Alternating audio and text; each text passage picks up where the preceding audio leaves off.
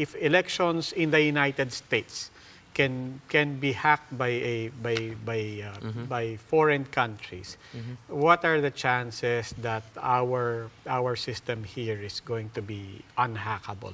Well, here's the thing, though. The elections in the States were not hacked in that hack sense of the word. It'll help to think of it this way. The election systems were intact. It's the people who were hacked. Okay? It's how people thought that was hacked. Over social media. Over social media, exactly. By changing or by essentially affecting the source of information that people used to make their decisions, they exerted a downstream influence on how they finally chose. Can it be done here in the Philippines? Absolutely. You see it happening every day. But I'd like to make the distinction that it is not directly affect the voting system or the counting system. Because the machines are, in effect, they're offline. They're not exactly. tethered in one network. And right. And they're impervious to that. And the only input really to the machine is the voter himself.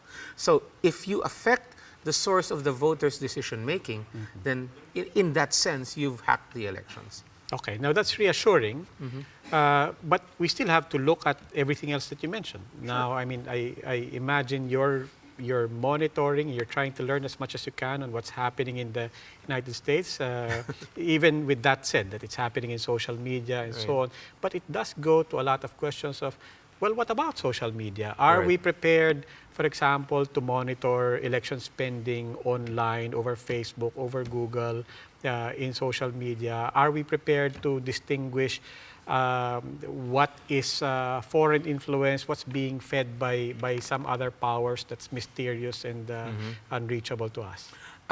Well, yes and no. Yes, we are looking at how money is being spent online.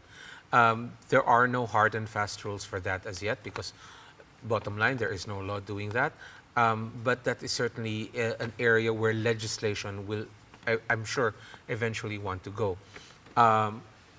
No, because all of our concern about dark and sinister forces, etc., they depend on us having a point of view that there is one correct opinion and everything else is wrong. But who's to say what that one correct opinion is? Certainly not the Comelec. Right? That's more of a social thing, social as in a function of society deciding what it wants and what it accepts. But as far as the Comelec is concerned, the most we can do probably is to basically point the way to, to future legislation saying that, Facebook posts, social media posts can influence voters in a significant way. And you can move social media posts significantly by spending money. That becomes a regulatable area. And that's what we're looking at. But that's a much bigger universe than what you have right now. I mean, if you have to monitor social media spending, would you have enough resources and people to do that? Well, it's a bigger world, right? That's true. And that's something that the Comelec will have to meet, the demand that the Comelec will have to meet.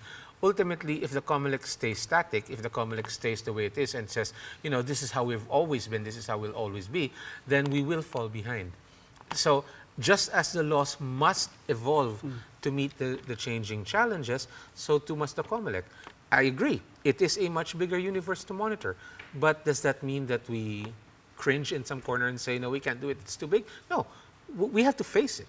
Because ultimately, if there's no other body out there to do it, then it's not going to do itself, right? And it has to be done.